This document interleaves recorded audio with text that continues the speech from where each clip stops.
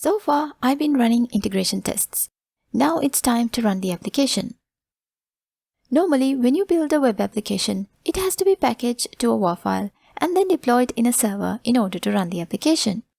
Here I have built a web application with Spring Boot. And the convenience of it is that it doesn't have to be packaged to a WAR file or deployed in an external server in order to run the application. But that doesn't mean that you cannot do a typical deployment with it.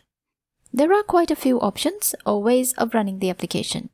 Each has its uses and benefits. We'll explore all of them one by one. First, let's look at the easiest and the quickest option.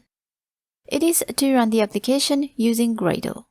As I mentioned while creating the build file, there's a boot run task in the Spring Boot plugin which allows us to run the application without having to package it.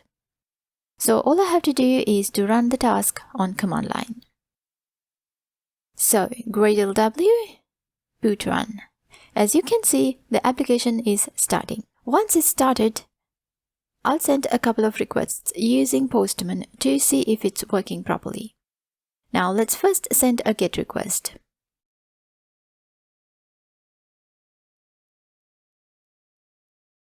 It's returning an empty list. That's because there is nothing in the database. Now I'll send a POST request with the commit message test commit boot run. Let's see if it comes through the GET request. Yes, it's working perfectly. Now let's try the second option.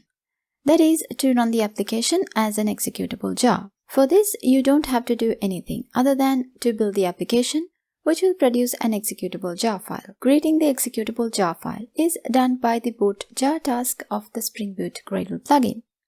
But we don't have to run this explicitly because the assemble task is automatically configured to depend upon the boot jar task, so running assemble or build will also run the boot jar task. And then execute the jar file in command line as you would run any other jar file. So I'll change directory to build libs directory and run java jar and the application jar file. The application is starting up. Now let's try the next option that we have. It is to create an executable WAR file. For this, we need to first work on the commit application class.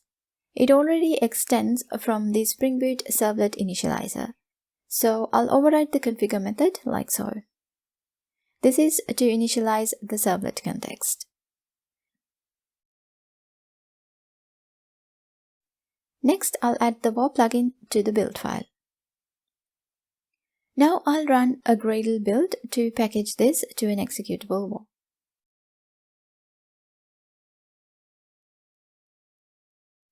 So here's the WAR file. Let's run this and see if it works fine. Java jar comments.war.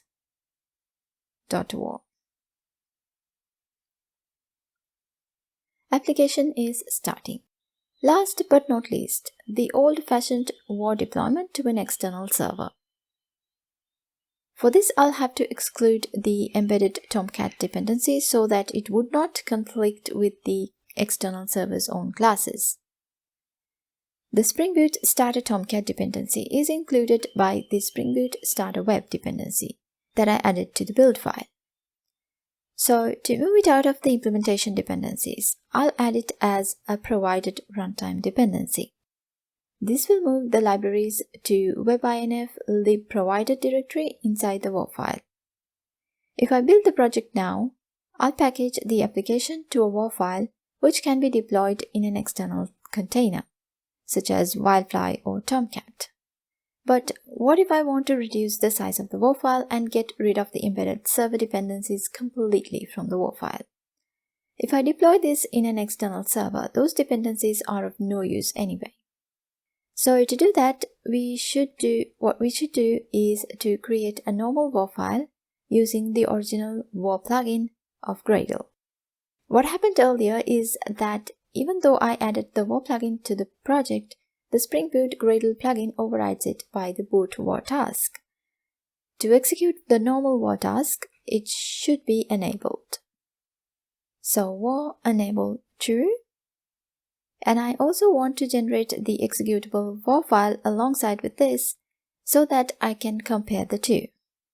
So in order to do that, I'll configure the boot WAR task to add a classifier boot to the WAR file generated by it.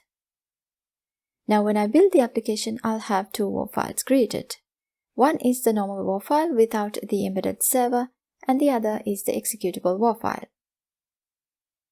So here are the two WAR files. As you can see, the normal WAR file is smaller in size than the executable WAR file. Now I'll deploy this WAR file in the Wildfly server, copy the WAR into the deployments folder, and start the server.